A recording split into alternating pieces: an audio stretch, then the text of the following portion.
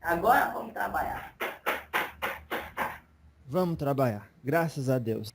E quando, depois de um dia cansativo de trabalho, eu me banhava com os moleques na cachoeira, era Oxum que vinha dizer assim: venha, meu filho, e se banhe nas minhas águas fecundas. Deixe que sua dor e sua tristeza permaneçam nas minhas pedras. E assim Xangô dizia: elas são duras, mas cheias de amor e conhecimento por dentro delas. Um reino se desfaz dentro de um mineral. E assim esse velho foi começando a engatinhar na terra, compreendendo diante de tanta dor, de tanta revolta que havia na época deste Brasil começo, neste Brasil colônia, aquela esfera densa que os próprios humanos de Senzala criavam, o ódio que os feitores açoitavam, violentavam os da minha raça. Meu filho, agora, do lado de cá, tudo se fez claro. Da dor eu passei ao alívio. Os orixás me receberam com amor e com braço aberto, como fazem na terra. Essa é a lição que este velho quer passar para todos os filhos amados que ouvem. Filhos, os orixás estão aí. Eles lhe abraçam diariamente. Quando o filho está triste, o passarinho pia na janela. É Oxalá que manda, é Oxalá que fala. Vai lá animar o coração daquele meu filho triste. E quando, diante de uma tarde suave de vento, uma brisa faz som diante do topo de uma árvore, eu só se mostrando, aqui tem vida, Xuxê é vida, vibre com essa vida. E todos os outros fenômenos, filho, os orixás amam tanto esta raça humana. E os filhos vão começar a olhar com esta lente, a lente dos orixás, a beleza que Deus nos deu. É um simples desabrochar de uma linda rosa em sua essência cheirosa. É o amor, filho, que está presente em todas as coisas da criação, somente para agradar os filhos da terra. Nossa. Então, o papel do sofrimento na vida do encarnado, qual que é?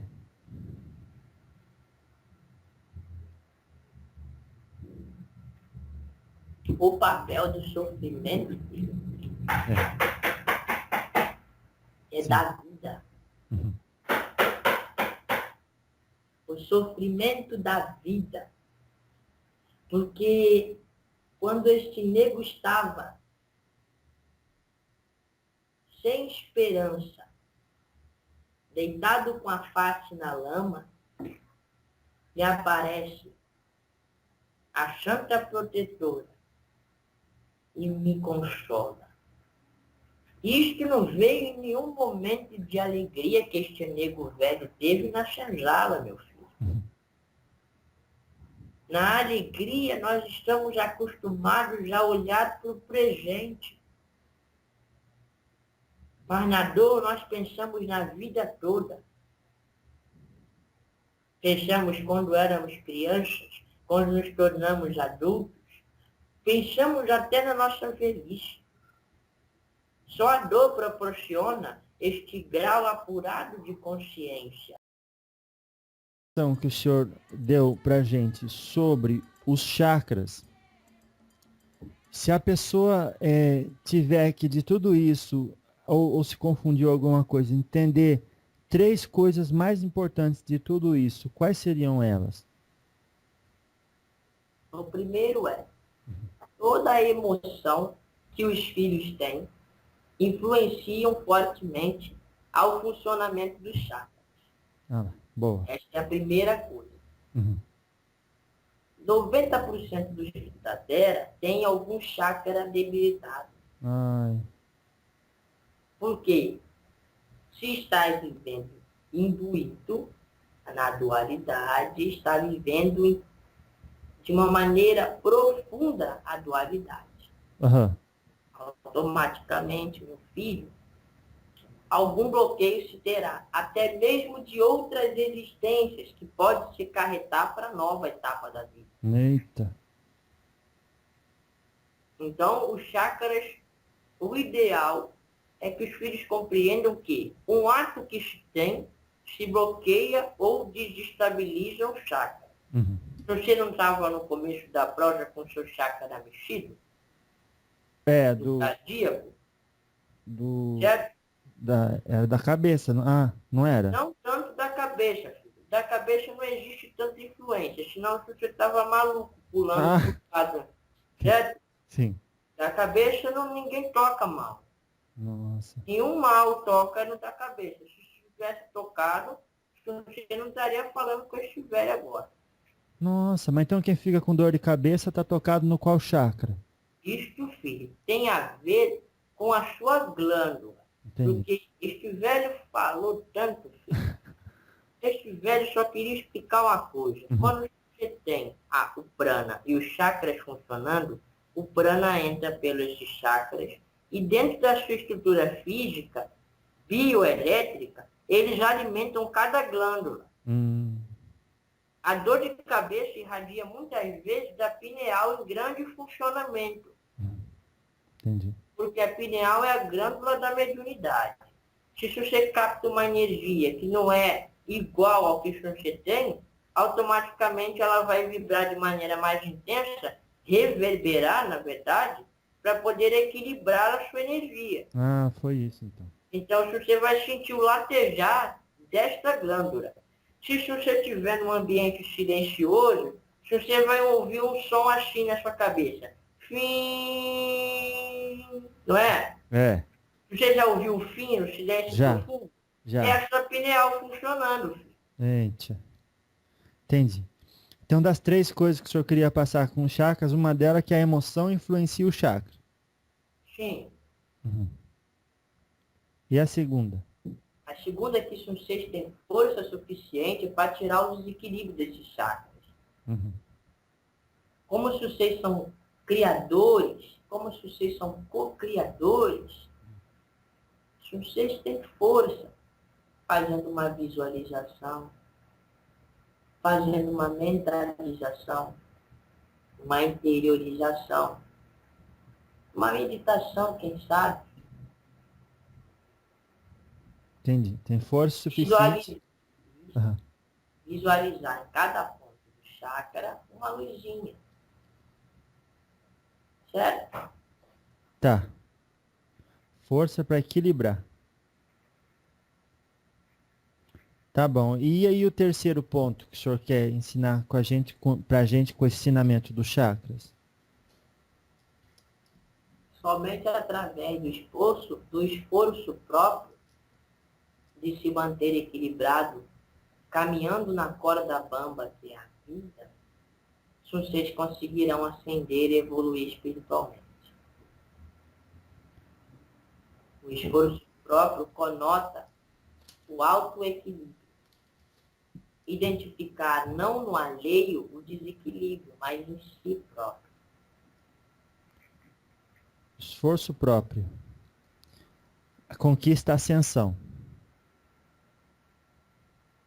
Mas o senhor, a ascensão seria o quê? Passar da terceira para a quarta dimensão? Filho, se você desencarna, você já passa de uma dimensão para outra. Então não acendeu nada, né? É mais por uma questão consciencial. Filho.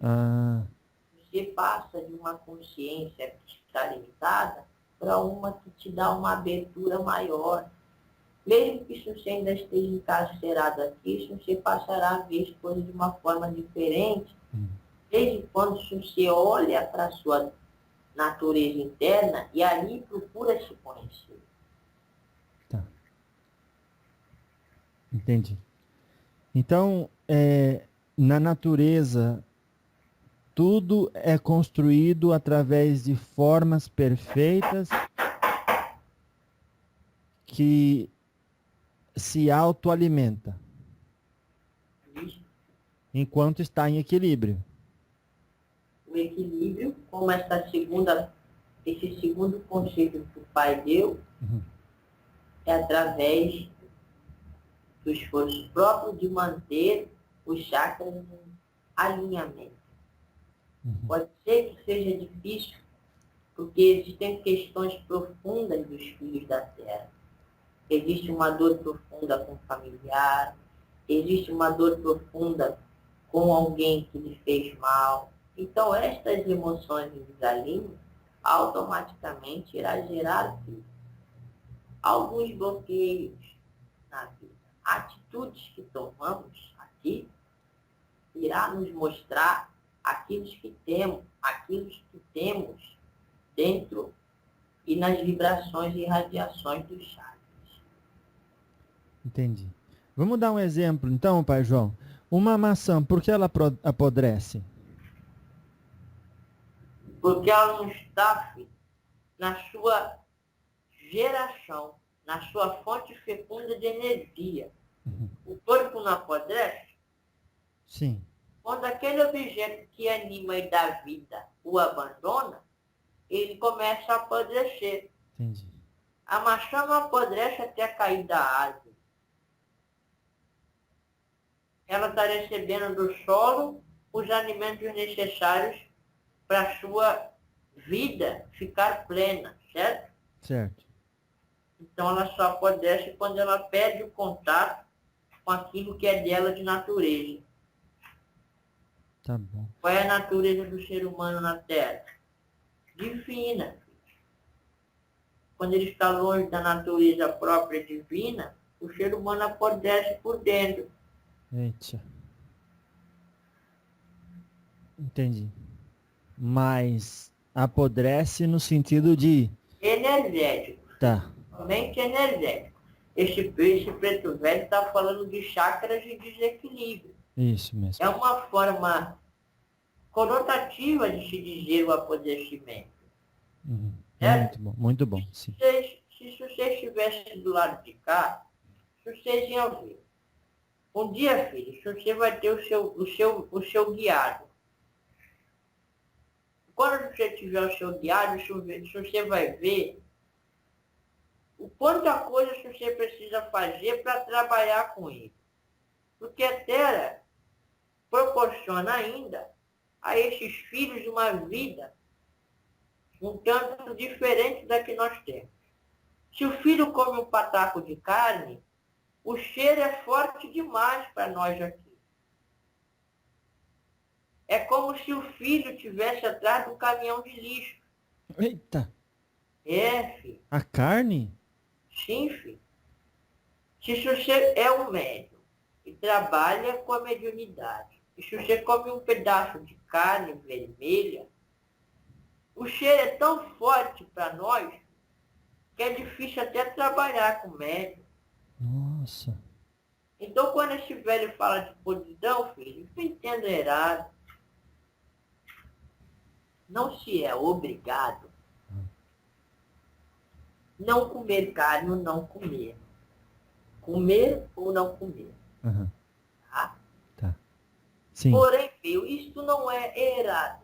Porque na criação tudo está a nos servir para que nós possamos assim servir. Certo? Uhum.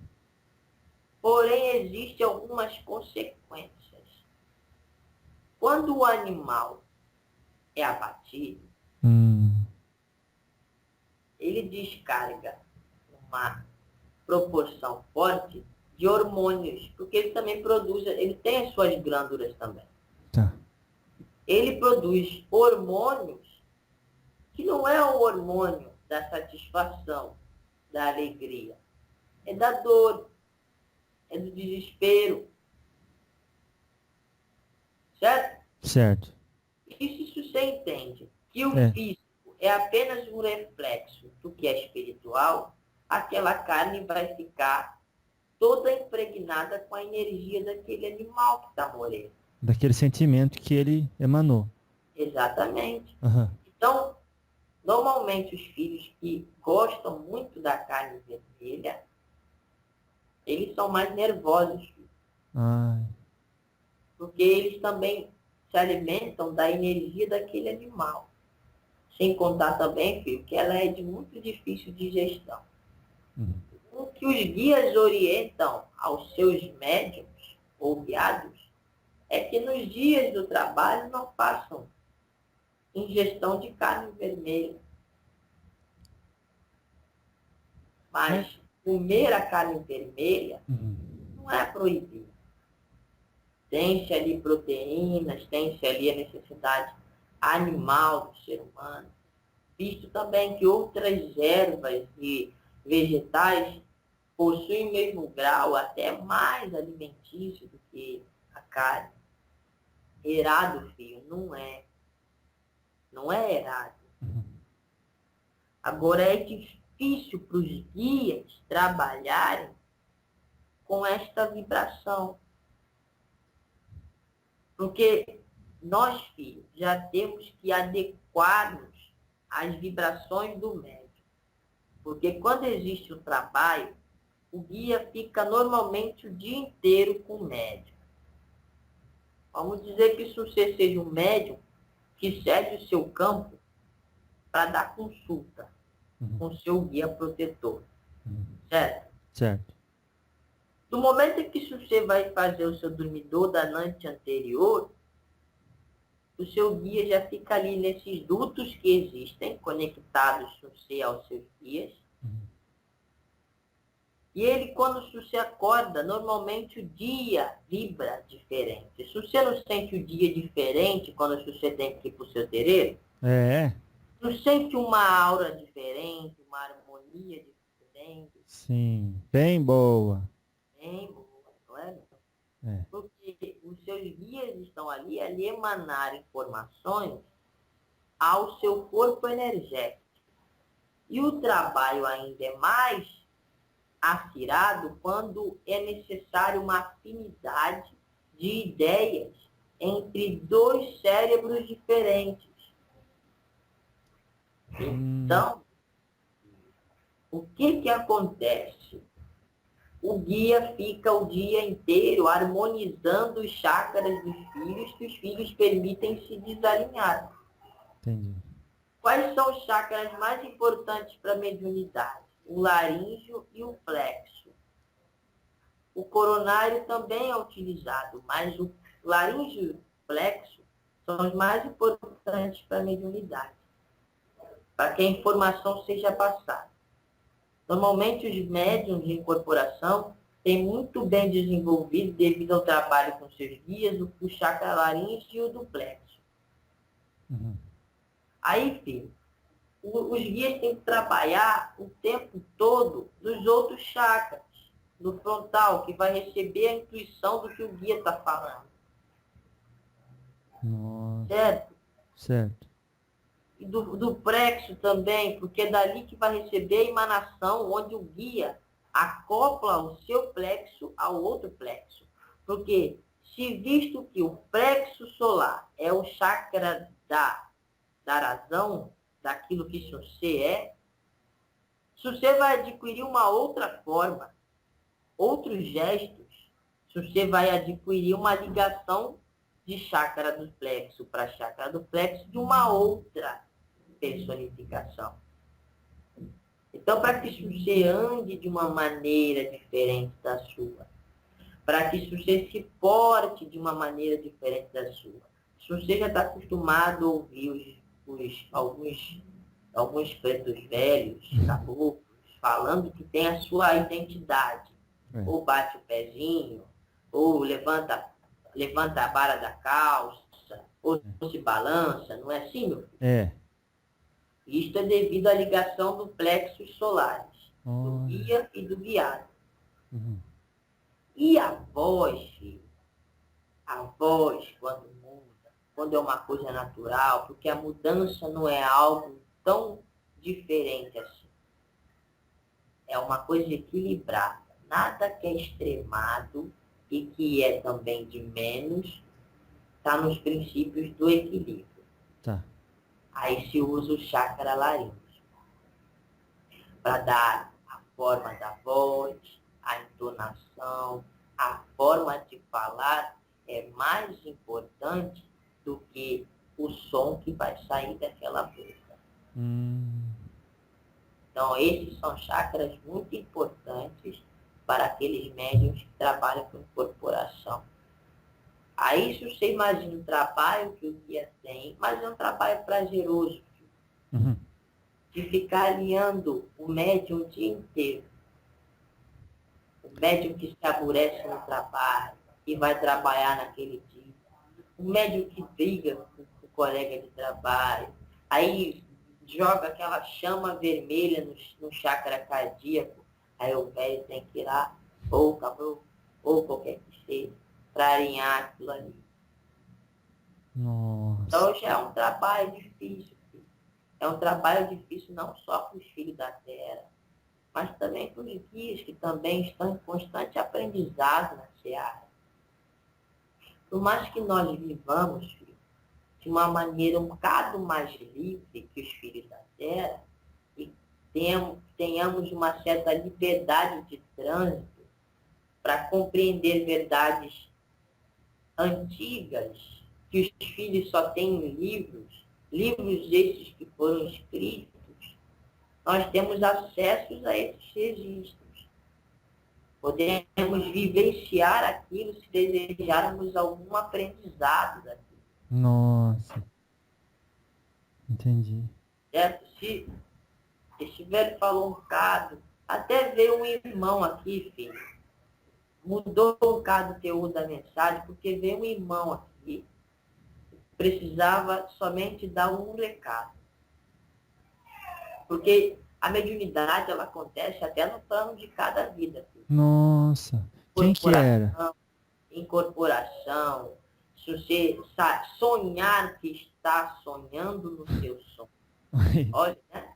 Porque viver, filho, é um sonho. Morrer também é um sonho.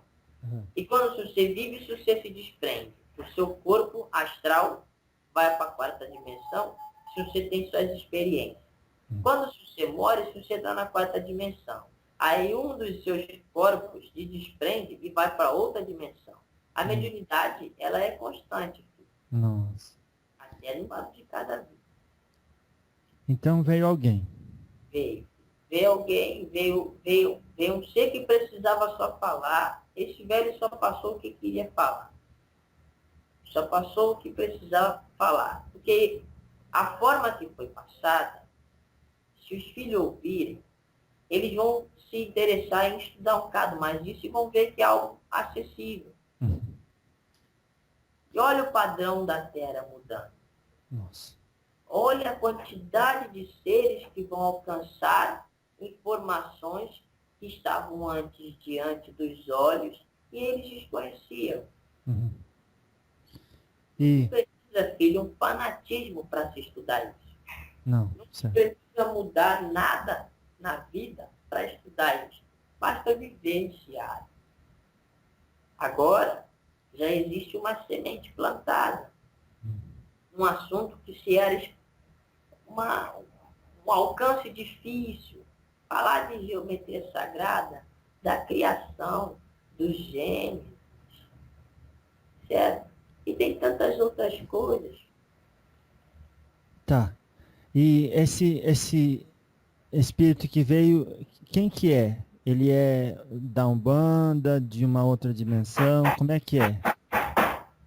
Ele é um intraterreno. Um intraterreno? Este velho falar essas coisas, aí, filho, vai ser tanta bagunça. Não, mas tá bom. Eu vou ficar no... Vai ser tanta bagunça. Eu vou Vai ficar... ser muita bagunça.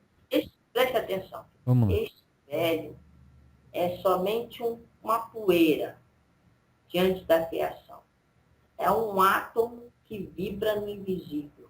de tantos outros filhos que desconhecem a mensagem que esse nego velho traz. Uhum. Então, esse velho não é nada. Mas aquele que trouxe a informação é dessas bandas. Pronto, filho. É só isso que esse velho podia falar, tinha que falar. Uma corrente de Umbanda, uma corrente de uma vida de Umbanda, ela necessita tanto de concentração, porque ali vão filhos com tantos sofrimentos. Às vezes, esse nego velho está trabalhando com o seu médico. Chega diante dele um filho que tem questões tão profundas e espirituais, que está com a vida material tão bagunçada.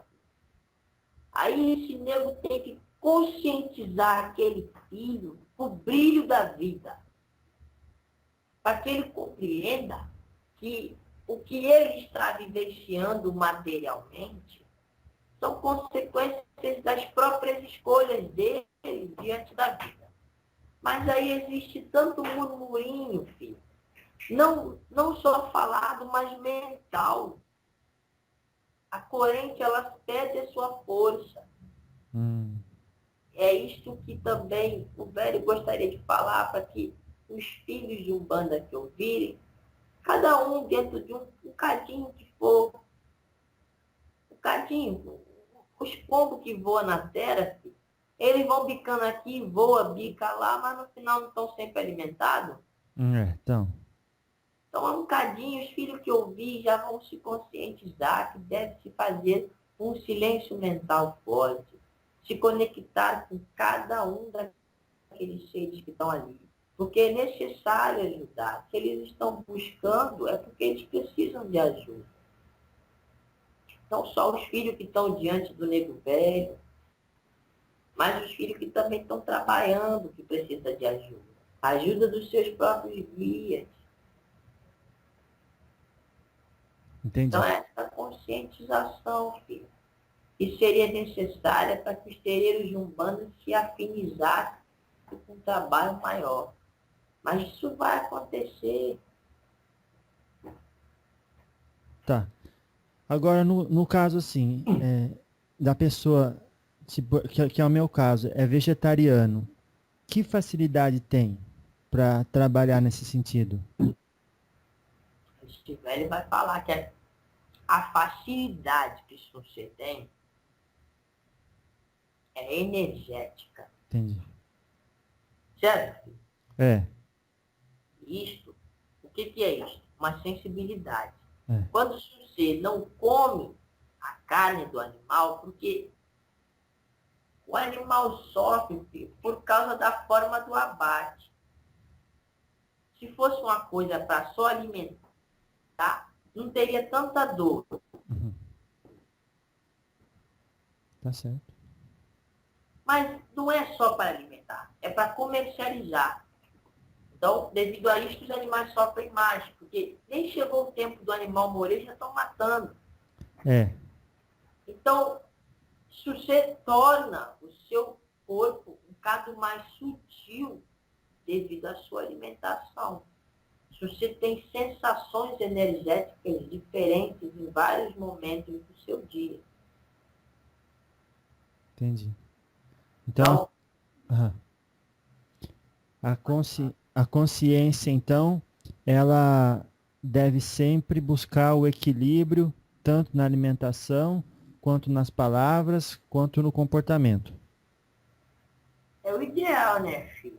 É difícil, mas é o ideal. Qual que é o maior problema que o senhor enfrenta para ajudar um filho caído no dia a dia do senhor, nos trabalhos que o senhor faz com a gente aqui? O mais difícil de resolver, que a pessoa ouvindo podia ajudar o senhor e tornar isso mais fácil.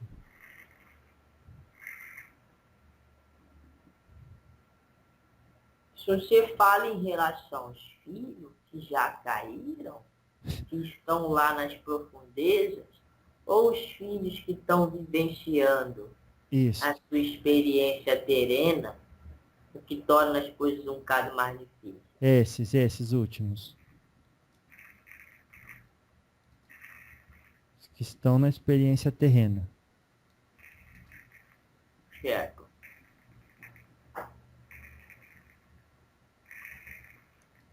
Primeiro de tudo, filho,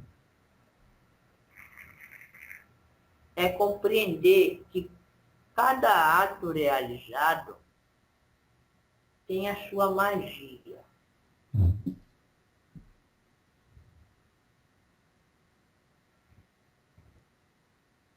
Cada ato realizado tem a sua magia. Eu te conto.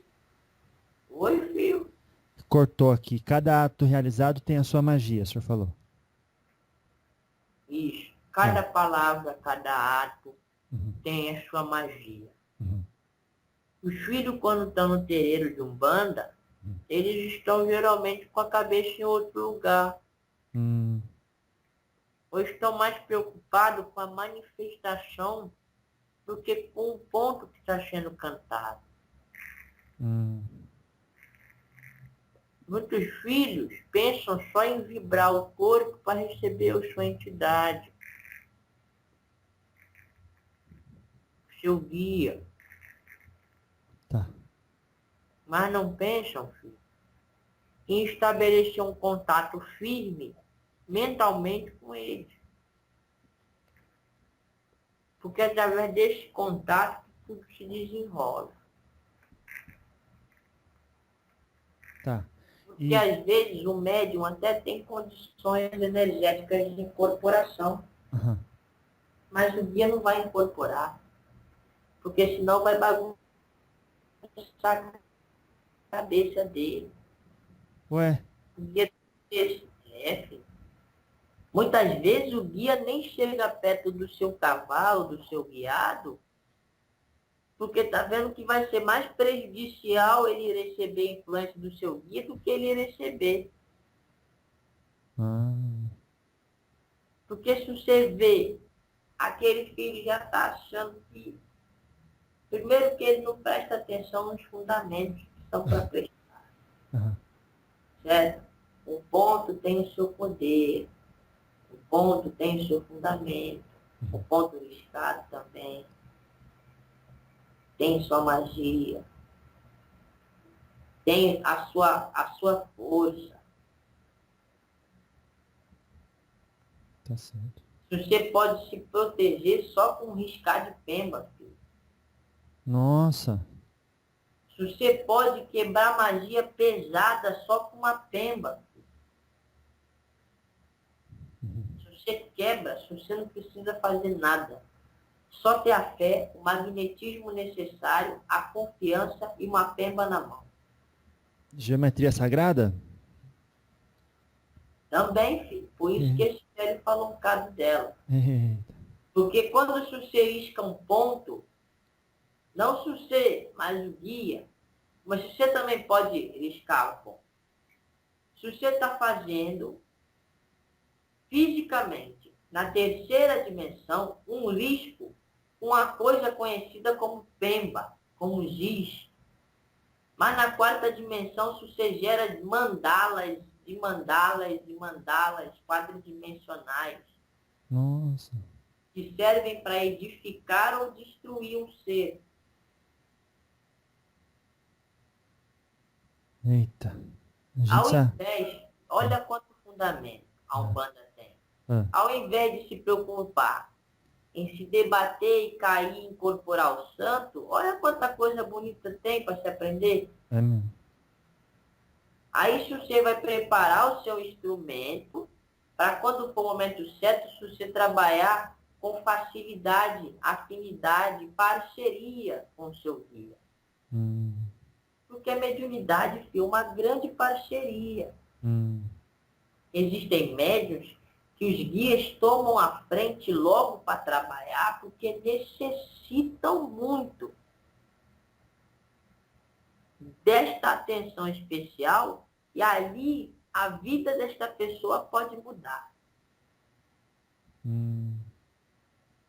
Porque é através desses ensinamentos. Mas existem médios que têm condições energéticas de se estabelecer uma proteção devido ao seu grau de autoconfiança, porque a autoconfiança pode ser observada como uma arrogância, mas a autoconfiança, ela é muito importante para se proteger. Então, o filho que é autoconfiante demais, ele tem uma boa proteção energética. Se o guia incorporar, vai acabar dando vazão a esse lado vaidoso. Porque é uma megalomania. Eita. Então, nestes casos, os guias ficam observando. Os filhos que têm esta confiança e esta condição energética de se segurar, os guias ficam observando. E quando ele começa a reunir no seu próprio fundamento interior, nos assentamentos da sua vida, nos fundamentos da sua existência, condições suficientes para abandonar esta propensão ao orgulho e à vaidade, que poderia ser um declínio ainda maior, o guia faz o seu trabalho. Mas nem sempre, filho, estar próximo é ajudar. O guia nunca se afasta. O guia sempre está próximo, seja mentalmente, seja emocionalmente. Porque só de pensar nos filhos já se estabelece um fluxo contínuo. São os pensamentos do filho que visita a mente do seu guiado, do seu guia, e é o pensamento do guia que visita a mente do seu guiado. É uma troca constante, meu filho. Entendi. Uma certa vez uma pessoa disse, olha, você incorpora seu guia e seu guia incorpora você. Isso. É assim mesmo? Essa é a troca, filho. É a troca de informação. E outra coisa, filho. Toda vez que existe um trabalho, o fio sai com muito do guia. E o guia sai com muito do fio. Olha que coisa bonita, né, filho? É. Quando o fio termina o trabalho, lateja no íntimo dele aquela sensação de estar vivenciando, de vivenciar um pouco do guia. De ser um caso do guia. E o guia, quando sai de cara e retorna, sente como é ser um caso do seu guiado. Dá uma troca fabulosa. Que maravilha. Tá certo então, Pai João. Olha, a gente está aproximando do fim. Nisso a gente vai aprender o relacionamento com hierarquia superior, amigos espirituais, até o seu livre-arbítrio, você vir, marcar a hora, essas coisas.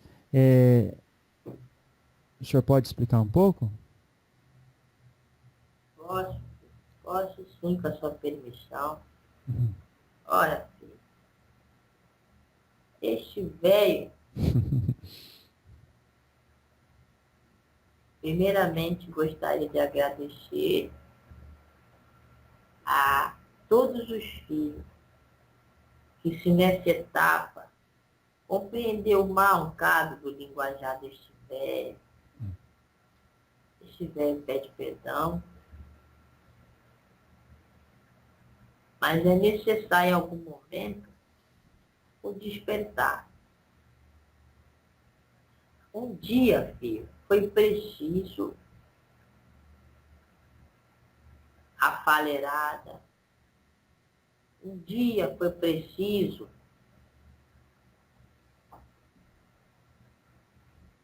as consultas com as ervas, para que os filhos começassem a ver a Umbanda como uma coisa acessível. Mas os tempos vão mudar.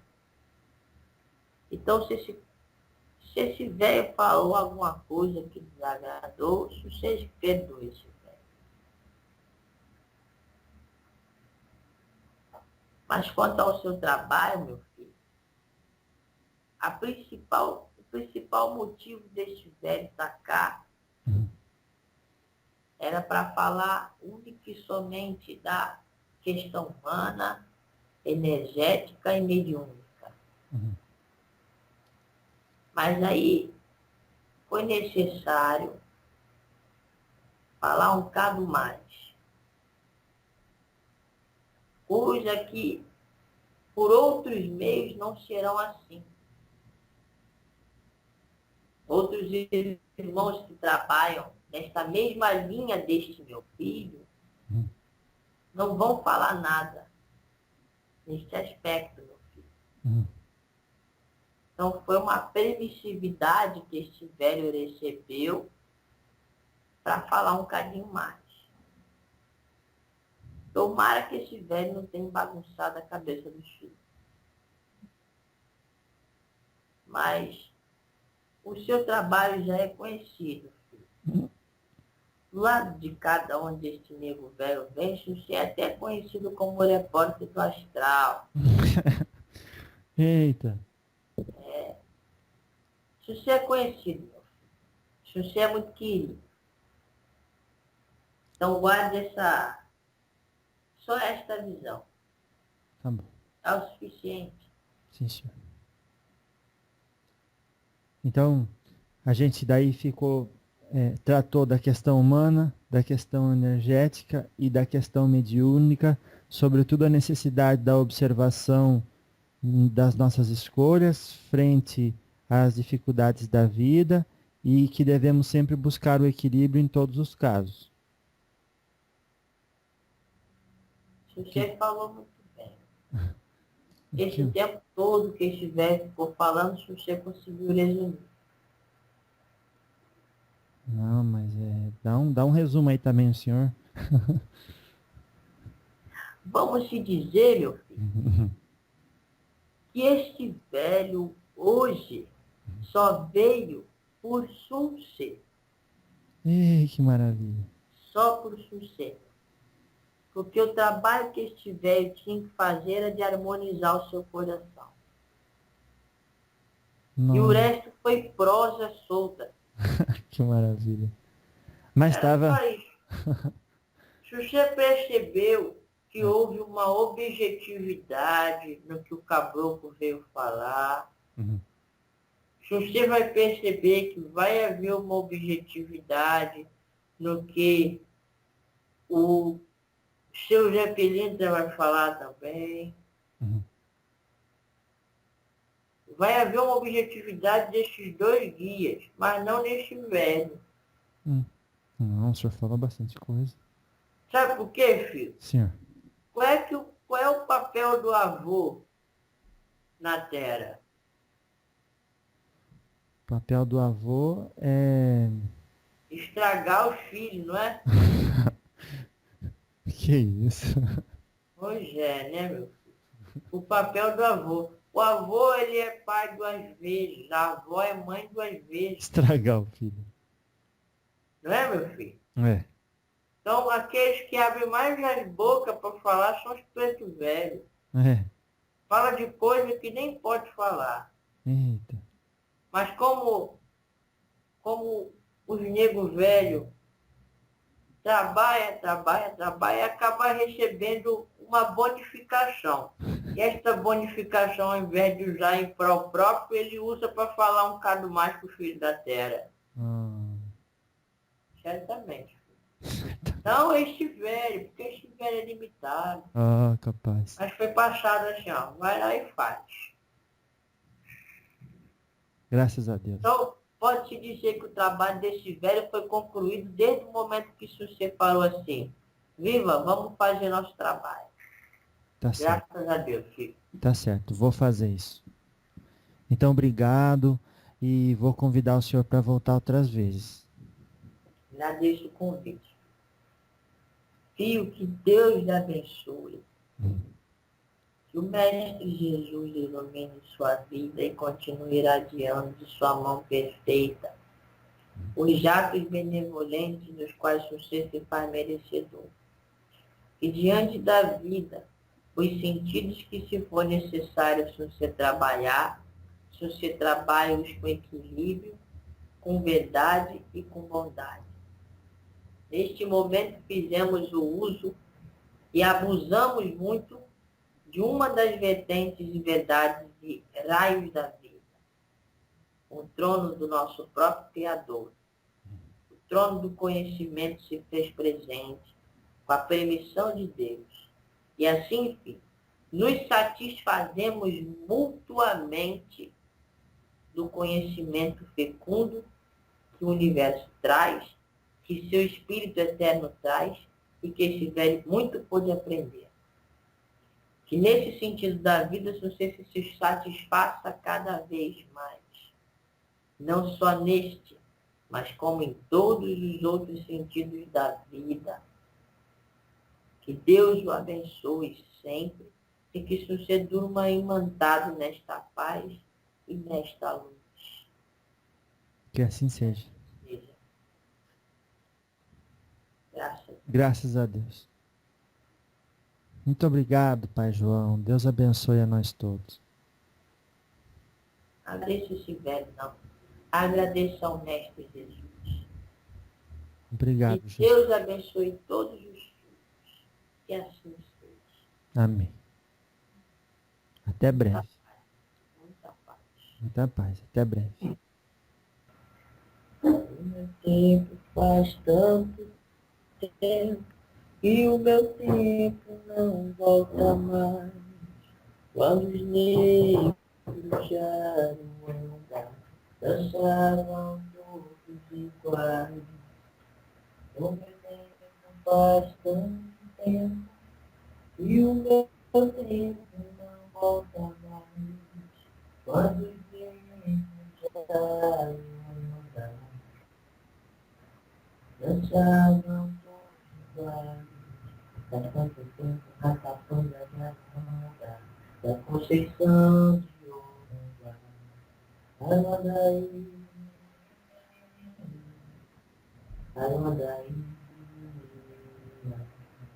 preto velho, ficava sentado no batique do velho portão, preto velho com sua viola, preto velho com cheiro de homem.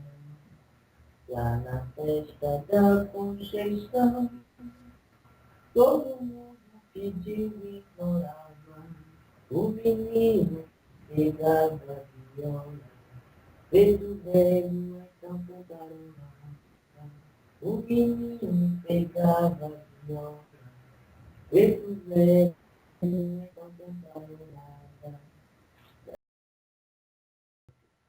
Deus lhe abençoe, lhe dê muita luz, lhe dê muita graça.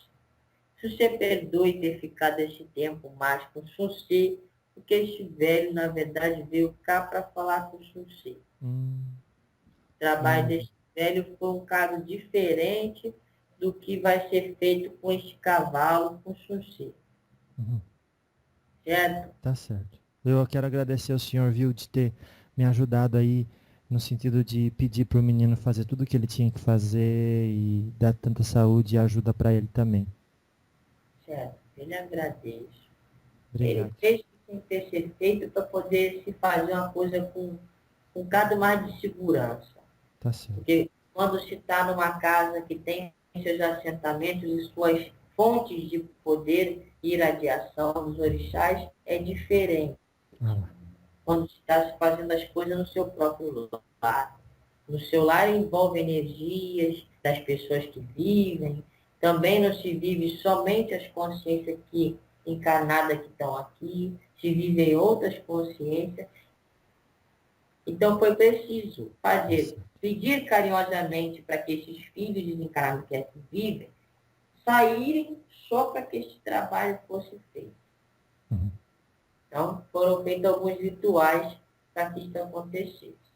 Certo? Tá certo. Deus lhe abençoe. Fique em paz, hein? Muito obrigado. Tchau, Pai João. Deus abençoe.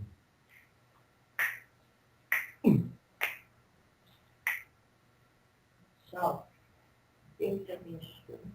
Mestre Jesus Cristo, me dê muita luz. Muita luz. Muita luz.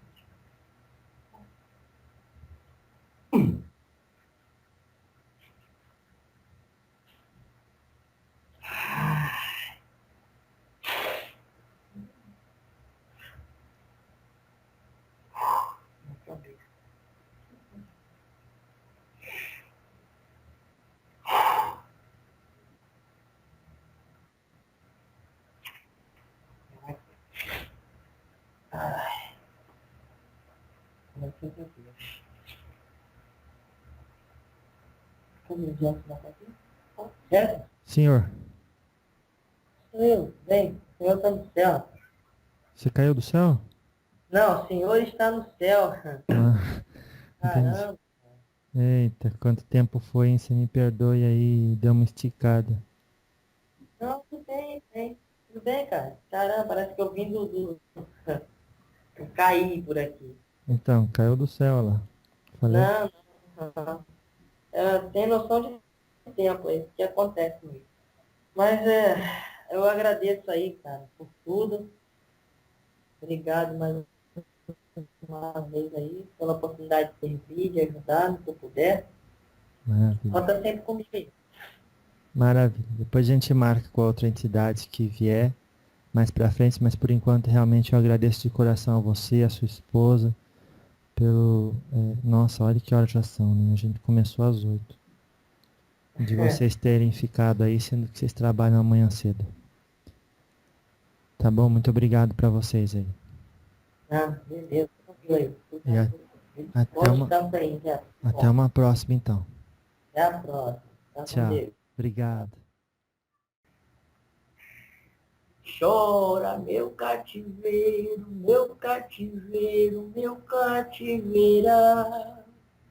Chora, meu cativeiro, meu cativeiro, meu cativeira. No tempo da escravidão, quando o Senhor me batia, eu rezava para Nossa Senhora, meu Deus, como a pancada doía. Chora, meu cativeiro, meu cativeiro, meu cativeira. Chora, meu cativeiro, meu cativeiro, meu cativeira. Chora, meu cativeiro, meu cativeiro, meu cativeira. Chora, meu cativeiro, meu cativeiro, meu cativeira. Cansativo de trabalho, eu me banhava com os moleques na cachoeira, era Oxum que vinha dizer assim: venha, meu filho, e se banhe nas minhas águas fecundas. Deixe que sua dor e sua tristeza permaneça nas minhas penas. E assim Xangô dizia: elas são duras, mas cheias de amor e conhecimento por dentro delas. Um reino se desfaz dentro de um mineral. E assim esse velho foi começando a engatinhar na terra, compreendendo diante de tanta dor, de tanta revolta que havia na época deste Brasil começo, neste Brasil colônia, aquela esfera densa que os próprios humanos de senzala criavam, o ódio que os feitores açoitavam, violentavam os da minha raça. Meu filho, agora, do lado de cá, tudo se fez claro. Da dor que eu passei ao alívio, os orixás me receberam com amor e com braço aberto, como fazem na terra. Essa é a lição que este velho quer passar para todos os filhos amados que ouvem. Filhos, os orixás estão aí. Eles lhe abraçam diariamente.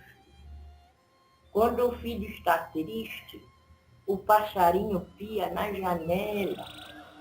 É Oxalá que manda, é Oxalá que fala. Vai lá animar o coração daquele meu filho triste. E quando, diante de uma tarde suave de vento, uma brisa faz som diante do topo de uma árvore, é Oxóssi mostrando, aqui tem vida, Xuxê é vida, vibre com essa vida. E todos os outros fenômenos físicos, os orixás amam tanto esta raça humana. E os filhos vão começar a olhar com esta lente, a lente dos orixás, a beleza que Deus nos deu. É um simples desabrochar de uma linda rosa em sua essência cheirosa. É o amor, filho, que está presente em todas as coisas da criação, somente para agradar os filhos da terra. Nossa. Então, o papel do sofrimento na vida do encarnado, qual que é?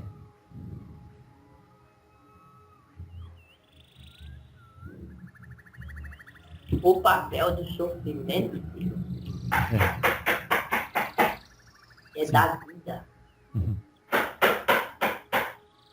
O sofrimento da vida. Porque quando este nego estava sem esperança, deitado com a face na lama, me aparece a Santa Protetora e me consola. Isto não veio em nenhum momento de alegria que este nego velho teve na senzala, meu filho. Na alegria, nós estamos acostumados a olhar para o presente. Mas na dor, nós pensamos na vida toda. Pensamos quando éramos crianças, quando nos tornamos adultos. Pensamos até na nossa velhice. Só a dor proporciona este grau apurado de consciência, este despertar.